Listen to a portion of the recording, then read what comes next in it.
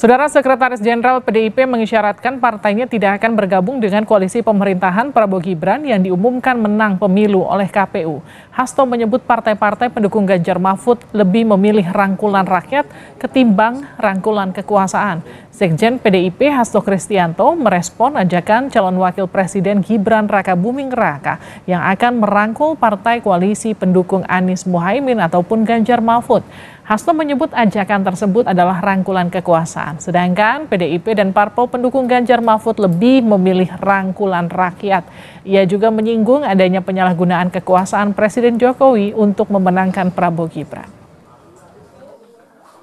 Dan Mas Gibran mengatakan ada 1-2 parpol dari kubu 01 dan 03 akan bergabung. Apakah salah satunya di dalam kubu 03 ini, Mas, yang akan bergabung dengan Pak Prabowo?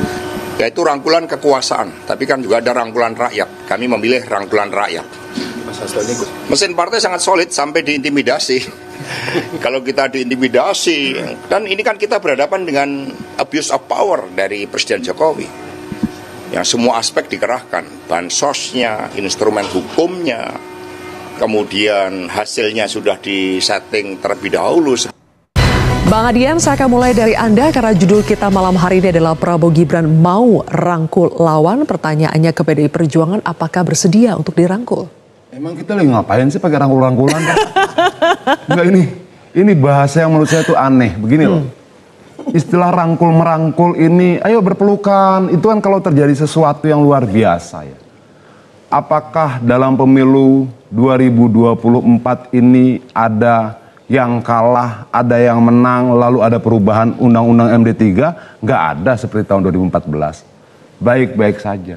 Apakah ketika terjadi keputusan MK ada orang yang meninggal bentrokan 2 hari 2 malam seperti tahun 2019? Juga nggak ada. Nggak ada yang meninggal tuh. 2019 itu ada 8 atau 9 orang itu meninggal saat bentrokan sekian lama saat keputusan MK. 2014 perubahan undang-undang. Komposisi kepemimpinan DPR dirubah. Nah sekarang ada nggak? Nggak ada. Aman-aman aja berarti? Lalu apa yang mau dirangkul? Gini loh, bahwa kita sebagai sama-sama anak bangsa, sebagai sama-sama warga negara Indonesia, punya kepentingan bersama untuk menjaga situasi untuk tetap kondusif, baik bagi semua orang dan sebagainya, itu kita buktikan. Nggak ada kerusuhan loh. Nggak ada bentrokan. Nggak ada orang yang ditembak seperti tahun 2019 di jalanan, nggak ada, sama sekali nggak ada. Oke, artinya kalau kemudian sikap itu menunjukkan kedewasaan, yuk kita lihat siapa yang dewasa secara berpolitik. Siapa yang kemudian dewasa untuk berbangsa dan bernegara.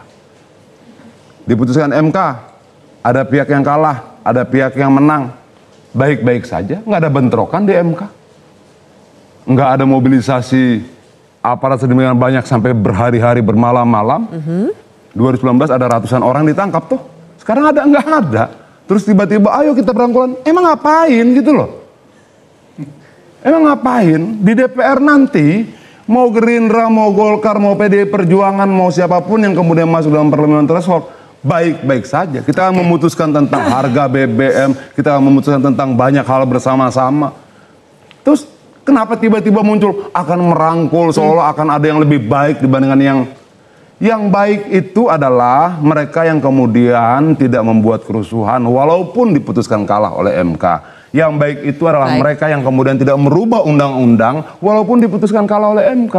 Itulah yang lebih dewasa secara berpolitik, jangan dibalik dong.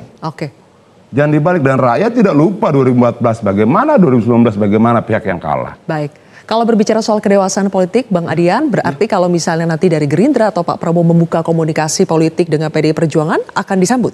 Memang komunikasi politik itu harus dari Pak Prabowo gitu. Loh, saya dan teman-teman Gerindra di parlemen komunikasi. Kita ngobrol, kita ngopi bareng.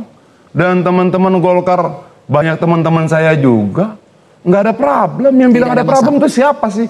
Gini. Kalau kita mau membangun bangsa ini dan baik, berhentilah kemudian untuk membangun narasi akan rusuh. Berhentilah membangun narasi, kita harus berangkulan. Kenapa? Itu kan sikap seolah kita bermusuhan akut. Nggak ada.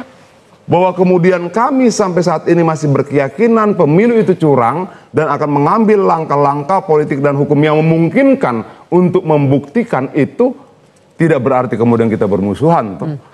Mekanisme hukum kita membuat pengadilan negeri, nggak puas bisa banding, nggak puas bisa kasasi, nggak puas bisa PK. Upaya untuk mencari keadilan bagi mereka yang merasa tidak diadilkan harus tetap dibuka ruangnya oleh negara, tanpa kemudian disimpulkan, wah lu nggak terima. Ini bukan soal terima tidak terima.